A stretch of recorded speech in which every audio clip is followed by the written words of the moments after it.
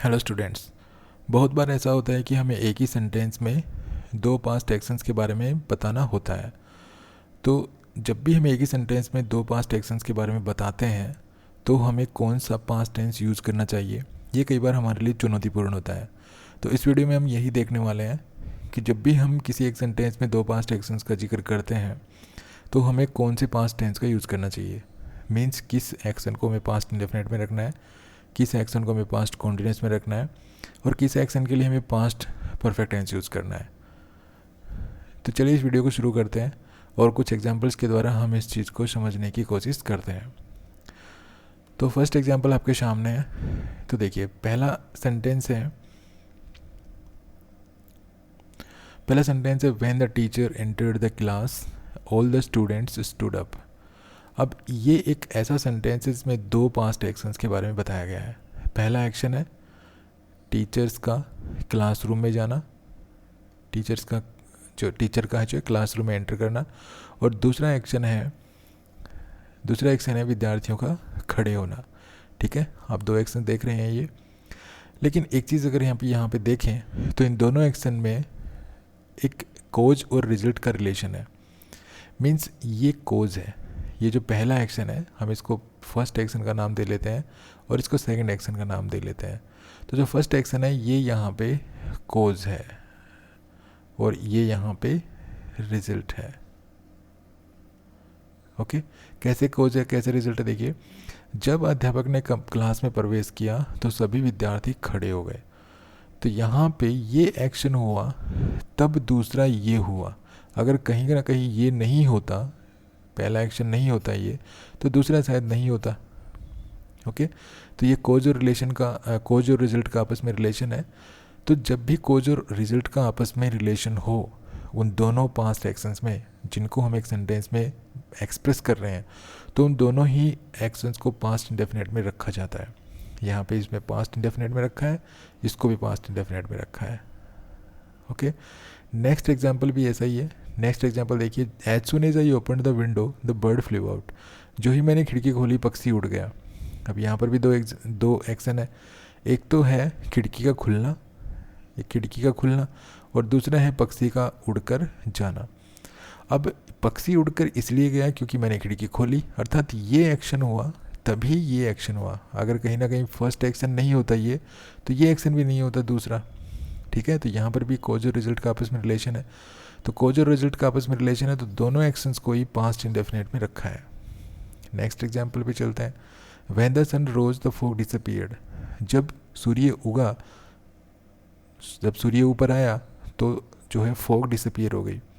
तो यहाँ पे भी आप देख रहे हैं कि यहाँ पे जब सूर्य ऊपर आया ये पहला एक्शन है, फॉग डिसअपीयर हुआ ये दूसरा एक्शन है। तो अगर ये एक्शन हुआ तभी ये एक्शन हुआ सेकंड।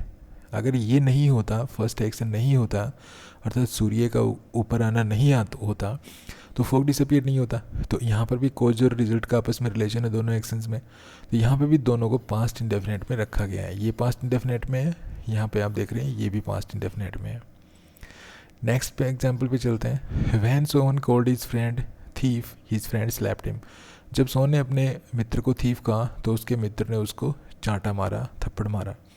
अब यहाँ पे दो एक्शन हुए हैं। सोहन का अपने फ्रेंड को थीफ कहना, तो ये एक्शन हो गया एक। दूसरा एक्शन हो गया इस फ्रेंड स्लैप्ड हिम, अर्थात उसके मित्र का उसको थप्पड़ मारना। दो एक्शन हो गए। अब यहाँ पे भी देखिए ये एक्शन अगर नहीं होता तो ये एक्शन नहीं होता, अर्थात ये एक्शन हुआ तभी ये एक्शन हुआ। तो यहाँ पर भी कोज और रिजल्ट का आपस में रिलेशन है। तो कोज और रिजल्ट का रिलेशन है तो दोनों एक्शंस को ही पास्ट इंडेफिनिट में रखा गया है। तो फर्स्ट एक्शन है पास्ट इंडेफिनिट में, सेकंड एक्शन भी पास्ट इंडेफिनिट में। तो यहाँ पर एक बात क्लियर हो जाती है कि जब हम किसी सेंटेंस में, एक कॉम्प्लेक्स सेंटेंस होगा जिसमें हम दो पास्ट एक्शंस के बारे में अगर हम बता रहे हैं और दोनों में कोज और रिजल्ट का आपस में रिलेशन है, तो दोनों ही एक्शंस को पास्ट इंडेफिनिट में रखा जाता है। पास्ट इंडेफिनिट मीन्स वर्ब की सेकंड फॉर्म और वर्ब की सेकंड फॉर्म।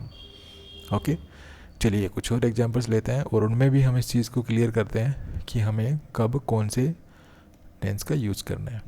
अब इन सेंटेंसेस को लीजिए। इन सेंटेंसेस में पहला सेंटेंस है while my mother was cooking my father was reading A newspaper. जब मेरी माँ खाना पका रही थी तो मेरे पिताजी न्यूज़पेपर पढ़ रहे थे। यहाँ पे हमें क्या समझ में आता है कि जब मेरी माँ खाना पका रही थी, while my mother was cooking food, अर्थात जब मेरी माँ खाना पका रही थी, खाना पकाने का काम चल रहा था, तो उस दौरान my father was reading A newspaper, तो मेरे पिताजी जो है न्यूज़पेपर पढ़ रहे थे। अर्थात एक ये एक्शन चल रहा था और इसके पैरेलल में दूसरा एक्शन ये चल रहा था। अर्थात एक तरफ तो कुकिंग का काम हो रहा था और दूसरी तरफ रीडिंग का काम हो रहा था। ये दोनों एक्शन चल रहे थे, एक तरफ ये चल रहा था, दूसरी तरफ ये चल रहा था। पैरेलल एक्शन है। तो जब भी हम पैरेलल एक्शंस के बारे में बताते हैं, जब भी हम पास्ट के पैरेलल एक्शंस के बारे में बताते हैं, जब भी हम पास्ट के दो ऐसे एक्शन के बारे में बताते हैं जो एक दूसरे के बराबर चल रहे थे, मतलब पैरेलल चल रहे थे, तो हम दोनों ही एक्शंस को पास्ट कॉन्टिन्यूस में रखते हैं। ओके, तो यहाँ पे एक एक्शन था उसकी माँ का खाना पकाना, ठीक है। दूसरा तरफ जो पैरेलल एक्शन, जो इसके पैरेलल में कौन सा एक्शन चल रहा था, उसके फादर का न्यूज़पेपर पढ़ना। तो दोनों को ही देखिए पास्ट कॉन्टिन्यूस में रखा गया है। यहाँ पर ये पास्ट कॉन्टिन्यूस में है, यहाँ पर ये पास्ट कॉन्टिन्यूस में है। ओके, नेक्स्ट एग्जाम्पल भी ऐसा ही है। While Sohan was studying his sister was sleeping, जिस दौरान सोहन पढ़ रहा था उसी समय उसकी बहन जो है सो रही थी उस दौरान। तो एक एक्शन तो अभी जो है पहला एक्शन क्या है, स्टडी करना। तो एक तरफ सोहन स्टडी कर रहा था, अर्थात स्टडी करने का काम चल रहा था, दूसरी ओर उसकी बहन जो है वो सो रही थी, तो यहाँ पे स्लीपिंग का काम चल रहा था, मतलब ये स्लीपिंग एक्शन हो रहा था। तो दोनों एक्शन पैरेलल एक्शन है। जिस दौरान सोहन पढ़ रहा था उस दौरान उसी समय, अर्थात जब उसने पढ़ना शुरू किया होगा कहीं उसकी बहन सो गई होगी, तो एक तरफ तो सोहन का पढ़ने का काम चलता रहा, दूसरी तरफ उसकी बहन सोती रही। तो दोनों एक्शन पैरेलल एक्शन से और दोनों को ही पास्ट कॉन्टिन्यूस में रखा गया है। ओके, अब यहाँ पे एक इम्पॉर्टेंट चीज़ आपको ध्यान रखनी है कि आपको दोनों ही टेंसेस को पास्ट कॉन्टिन्यूस में रखना है, मतलब सेम टेंस में रखना है दोनों एक्शंस को। जब आप पास्ट के पैरेलल एक्शंस के बारे में बता रहे होते हैं तो वहाँ पे आप पास्ट कॉन्टिन्यूस में रखेंगे दोनों एक्शंस को। हाँ, अगर आप पास्ट कॉन्टिन्यूस में नहीं रखना चाहते तो आप, एक ऑप्शन है आपके पास, एक आपको छूट होती है कि आप उनको पास्ट इंडेफिनिट में रख सकते हैं। लेकिन अब देखिए, पहले तो इनको देख लीजिए। अर्थात जब हम ये कहते हैं कि पैरेलल एक्शंस को हम पास्ट कॉन्टिन्यूस में भी रख सकते हैं, पास्ट इंडेफिनिट में भी रख सकते हैं, तो देखिए एक तो हमें लिखा ये सेंटेंस, यहाँ पर हमने यूज़ किया पास्ट कॉन्टिन्यूस दोनों एक्शंस के लिए। इसी सेंटेंस को हम ऐसे लिख सकते हैं, when my mother cooked my father red A newspaper. ये वाज यहाँ पे गलत था, तो यहाँ पे आप देखिए, यहाँ पे पास्ट इंडेफिनिट यूज़ किया, यहाँ पे पास्ट इंडेफिनिट यूज़ किया, मीन्स वर्ब की सेकंड फॉर्म, वर्ब की सेकंड फॉर्म। ओके, तो यहाँ पे हम पास्ट इंडेफिनिट भी यूज़ कर सकते हैं, पास्ट कॉन्टिन्यूस भी यूज़ कर सकते हैं उन एक्शंस के लिए जो पास्ट के हैं और जो पैरेलल चले थे पास्ट में, तो उनके लिए हम दोनों टेंस यूज़ कर सकते हैं। लेकिन ये चीज़ आप यहाँ पे कंपलसरी है कि आप पास्ट के दो पैरेलल एक्शंस के लिए आप दोनों टेंस यूज़ कर सकते हैं, कोई भी टेंस यूज़ कर सकते हैं, मीन्स पास्ट कॉन्टिन्यूस भी यूज़ कर सकते हैं, पास्ट इंडेफिनिट भी यूज़ कर सकते हैं। लेकिन अगर आप पास्ट कॉन्टिन्यूस टेंस यूज़ कर रहे हैं पास्ट के दो पैरेलल एक्शंस के लिए, तो आपको दोनों ही एक्शंस को पास्ट कॉन्टिन्यूस में ही रखना होगा। और अगर आप पास्ट इंडेफिनिट यूज़ करना चाहते हैं पास्ट के दो पैरेलल एक्शंस के लिए, तो आपको दोनों ही एक्शंस को पास्ट इंडेफिनिट में रखना होगा। आप ऐसा नहीं कर सकते कि एक को पास्ट इंडेफिनिट में रख दें, दूसरे पास्ट कॉन्टिन्यूस में रख दें, ऐसा नहीं कर सकते। दोनों ही एक्शंस के लिए आपको सेम टेंस यूज़ करना है। ओके, इसी प्रकार से आप ये सेंटेंस जो है इसको आप ऐसे भी लिख सकते हैं, when Sohan studied his sister slept. यहाँ पे पास्ट कॉन्टिन्यूस था, यहाँ पे आप पास्ट इंडेफिनिट यूज़ कर सकते हैं। यहाँ पे पास्ट इंडेफिनिट कॉन्टिन्यूस था, यहाँ पे इस तरह से आप पास्ट इंडेफिनिट यूज़ कर सकते हैं। ओके, तो पैरेलल एक्शन जब चलते हैं, जब आप पास्ट के पैरेलल एक्शंस के बारे में बताते हैं, तो आप दोनों टेंस यूज़ कर सकते हैं। लेकिन आपके लिए प्रतिबंध ये होगा कि अगर आप पास्ट कॉन्टिन्यूस यूज़ करना चाहते हैं तो दोनों ही एक्शंस को पास्ट कॉन्टिन्यूस में रखेंगे, अगर आप पास्ट इंडेफिनिट यूज़ करना चाहते हैं तो दोनों ही एक्शंस को पास्ट इंडेफिनिट में रखेंगे। चलिए नेक्स्ट स्लाइड पे चलते हैं और नेक्स्ट स्लाइड पे कुछ एग्जांपल्स लेते हैं, उनके बारे में देखते हैं कि वहाँ क्या कुछ हो रहा है। अब इन सेंटेंस को देखिए, while she was peeling tomatoes she cut her fingers. जब वो टमाटो छील रही थी तो उसकी उंगली कट गई। आप देखिए यहाँ इस सेंटेंस में दो एक्शन हुए, टमाटोज का छीलना और उसकी उंगली का कटना। जब वो टमाटो छील रही थी, मीन्स टमाटो छीलना, ठीक है, टमाटोज को छीलना, तो यहाँ पे ये एक्शन हो रहा था, ये कंटिन्यू था। ओके, ये तो चल रहा था, लेकिन इसके बीच में कोई दूसरा एक्शन हो गया, उसकी उंगली का कटना। तो ये जो एक्शन है ये शॉर्ट टाइम एक्शन है। तो जब भी आप पास्ट के दो एक्शंस के बारे में बता रहे हो जिनमें से एक एक्शन जो है चलता रहो चलता रहो चलता रहो चलता रहो, और फिर कहीं ना कहीं एक और एक्शन दूसरा घटित हो गया ये, और इस एक्शन को जो है डिस्टर्ब कर दिया। ये जो पहले वाला एक्शन था ना, ये जो चल रहा था, इसको डिस्टर्ब कर दिया और इसको रोक दिया कुछ समय के लिए। तो ये जो एक्शन है ये, इसको हम रखेंगे पास्ट इंडेफिनेट में, और इसके लिए हम यूज़ करेंगे पास्ट कॉन्टीन्यूस, मीन्स वाज या वर, और वर्ब की फर्स्ट फॉर्म के साथ आईएनजी, ये यूज़ करेंगे। तो देखिए, while she was piling tomatoes, जब वो टोमाटो छील रही थी, तो इसका मतलब क्या हुआ कि ये एक्शन जो है लॉन्ग टाइम एक्शन है, ये टोमाटो का छीलना चलता रहा, ये टोमाटो का छीलना चल रहा था। ओके, तो इसको हमने रखा पास्ट कॉन्टीन्यूस में, और ये एक्शन हुआ एक जस्ट एक सेकंड के लिए हुआ, बस उंगली का कटना, और इसने इसको डिस्टर्ब कर दिया। अब जाहिर सी बात है, जब आप कोई सब्जी काट रहे हैं और अगर उंगली कट जाए तो आप स्टॉप कर देंगे उस काम को। तो ये जो एक्शन है ये हुआ पास्ट इंडेफिनेट में। ओके, चलिए नेक्स्ट एग्जांपल लेते हैं। नेक्स्ट एग्जांपल भी सेम ऐसा ही है, while I was watching television the light went of. यहाँ पे टेलीविजन हो रहेगा। Okay, while I was watching television the light went of. तो देखिए, टेलीविजन का काम चल रहा था। ओके, चल रहा था टेलीविजन देखने का, लाइट वेंट ऑफ। अब ये जो एक्शन है, ये जो लॉन्ग टाइम एक्शन है, तो इसको आपको रखना पड़ेगा पास्ट कॉन्टीन्यूस में। तो यहाँ पे देखिए, ये रखा हमने पास्ट कॉन्टीन्यूस में, और ये जो लाइट का जाना हुआ, ये एक पल का हुआ, बस एक सेकंड के लिए होता है ये। तो ये शॉर्ट एक्शन है, और ये हमने रखा पास्ट इंडेफिनेट में। ठीक है, और ये जो लॉन्ग टाइम एक्शन था, ये चल रहा था, और इसको जैसे ही ये एक्शन होगा, ये रुक जाएगा, थोड़ी देर के लिए डिस्टर्ब हो जाएगा। तो ये जो लॉन्ग टाइम एक्शन है, इसको लिए पास्ट कॉन्टीन्यूस, और ये जो शॉर्ट एक्शन है जिसने इसको डिस्टर्ब किया, इसके लिए पास्ट इंडेफिनेट। चलिए नेक्स्ट पे चलते हैं। While I was sleeping the bell ring. अब देखिए, वाइल आई वाज स्लीपिंग, ठीक है, बेल रिंग, घंटी का बजना। अब स्पीकर को घंटी का बजना कब पता चलेगा? जब वो नींद से जाग जाएगा। तो यहाँ पे कहा जा रहा है कि वाइल आई वाज स्लीपिंग, जब मैं सो रहा था घंटी बजी। अब जब मुझे क्या पता घंटी बजी, इसका मतलब घंटी बजने से मैं उठ गया। तो यहाँ पे स्लीपिंग चल रहा था, घंटी बजी, तो इसने इस स्लीपिंग को डिस्टर्ब कर दिया। और ये जो घंटी का बजना हुआ, ये जस्ट एक सेकंड के लिए हुआ। ओके, तो ये जो एक्शन है, ये लॉन्ग टाइम एक्शन है, इसके लिए हम यूज़ करेंगे पास्ट कॉन्टीन्यूस, और ये शॉर्ट एक्शन है, इसके लिए हम यूज़ करेंगे पास्ट इंडेफिनेट। ओके, चलिए नेक्स्ट स्लाइड पे चलते हैं, और वहाँ पे देखते हैं कुछ एग्जांपल्स। यहाँ पे देखिए, when I reached there all the guest had left. जब मैं वहाँ पहुँचा तो सभी मेहमान जा चुके थे। अब देखिए, यहाँ पे थोड़ा समझने वाली बात है। मैंने एक टाइमलाइन बनाई, यहाँ पे। ओके, मैं इसको मार्क और कर देता हूँ। यहाँ पे मार्क मैंने किया यहाँ पे। ये प्रेजेंट है,